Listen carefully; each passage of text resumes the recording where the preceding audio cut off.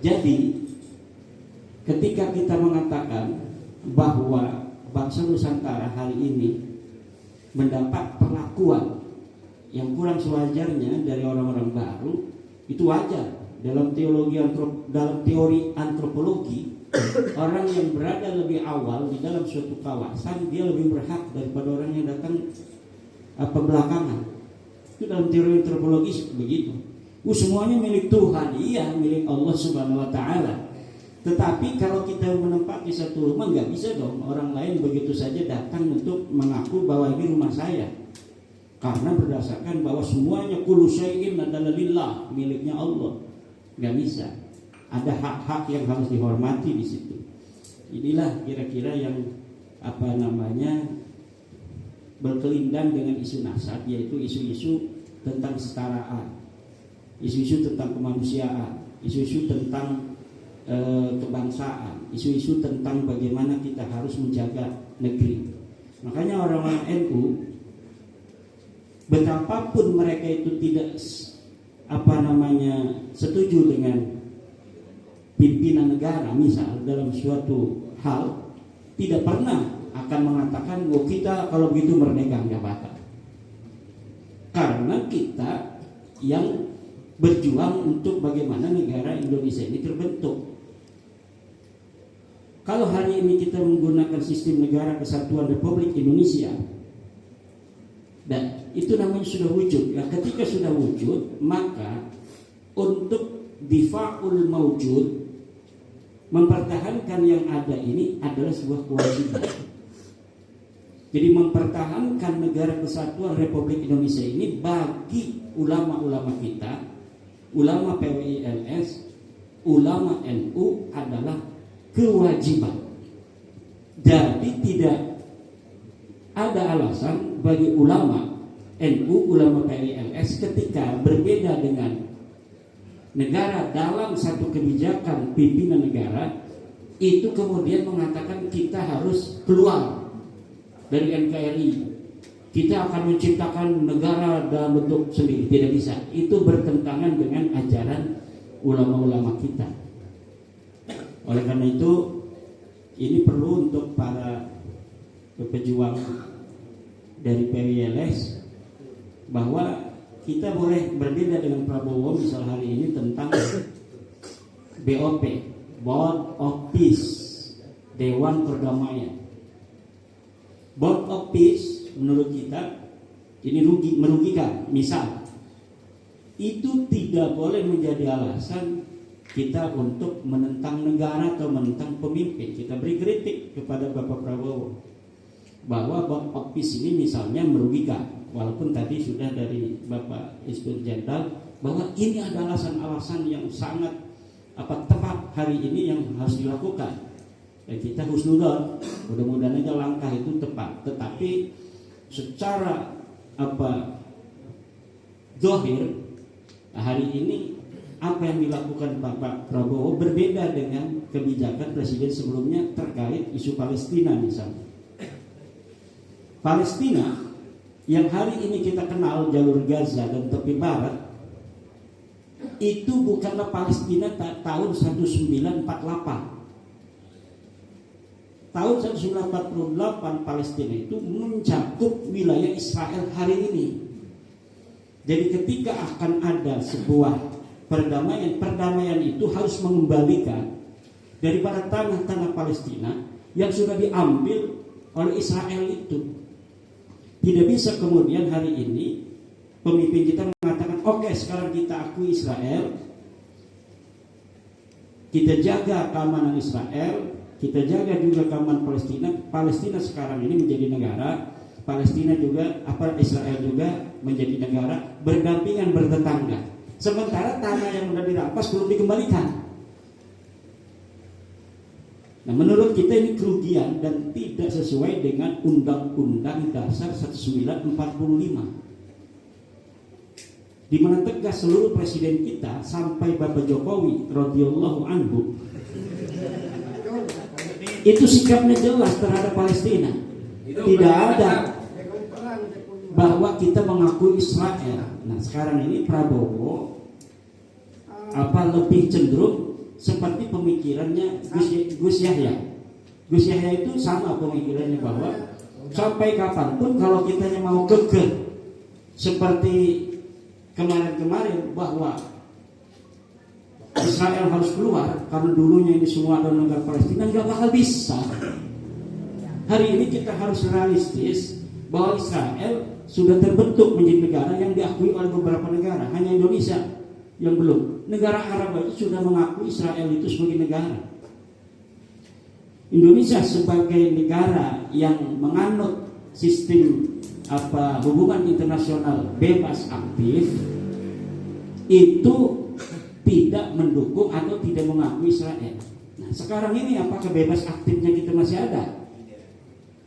Ini masalah, Gus Jenderal. Ini tolong salam sama Prabowo, salam dari saya gitu, bahwa bebas aktif kita ini masih ada atau tidak?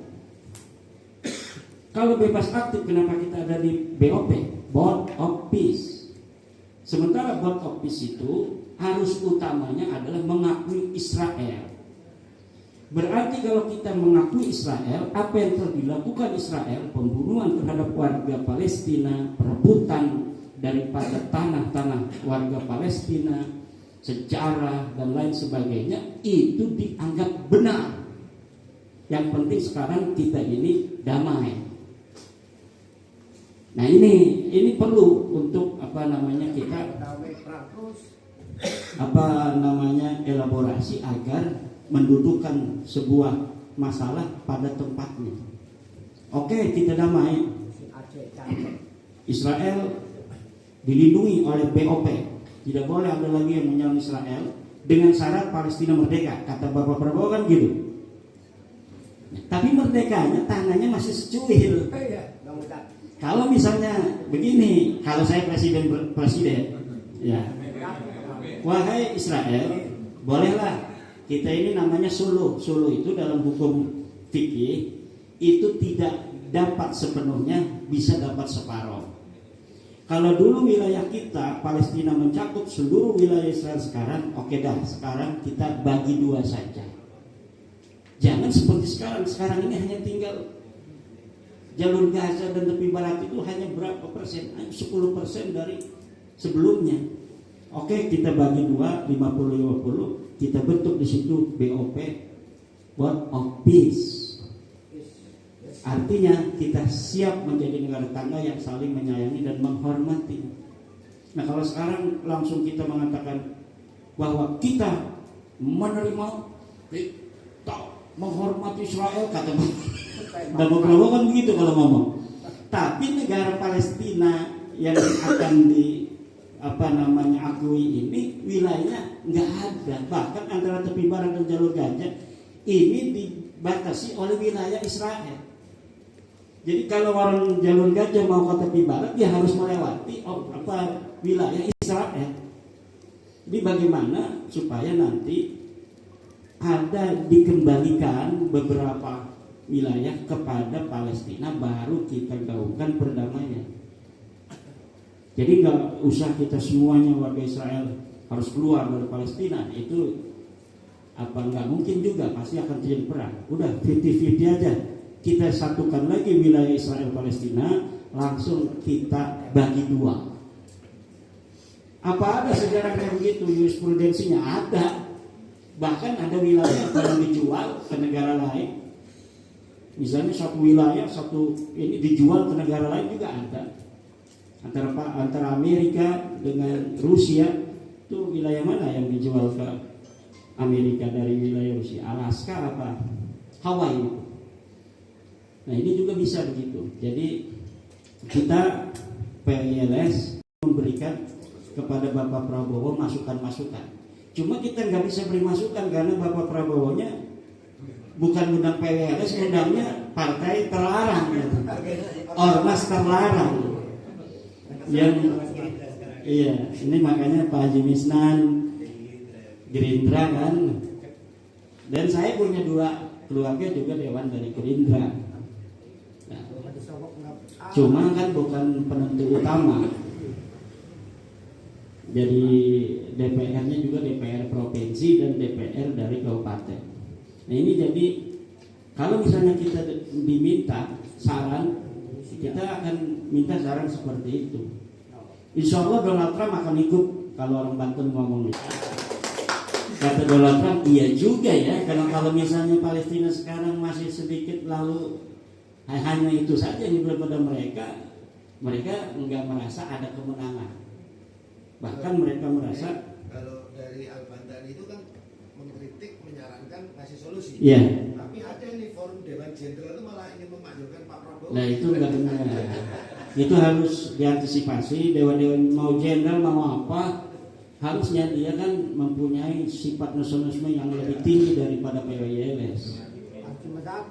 Jadi nggak bagus untuk pembelajaran terhadap anak-anak kita, di mana jenderal yang dulu dididik oleh negara dengan biaya negara, setelah menjadi purnawirawan, kemudian mereka malah menjadi provokator bagi masyarakat dan menjadi contoh yang kurang baik bagi anak-anak kita. Masa Dewan Jenderal yang merupakan purnawirawan dari polisi, dari tentara, hari ini menjadi oposisi yang teriak-teriak bikin acara kayak kita begini. Harusnya mereka itu lebih hebat daripada PWI yang hanya ngomong begini, karena kita nggak pernah diundang Bapak Prabowo kan. Yang diundang adalah Ormas terlarang. Nah kalau menerima dari Ormas terlarang ya enggak, artinya saran-saran yang diberikan hanya saran-saran terlarang. Tapi kalau saran itu dari PWS, saran yang tulus, nasihat untuk manfaat bagi Bapak Prabowo sendiri dan juga manfaat bagi kita bangsa dan negara Indonesia. Demikian, wallahu huwal muwaffiq ila aqwamit thoriqin. Wassalamualaikum warahmatullahi wabarakatuh.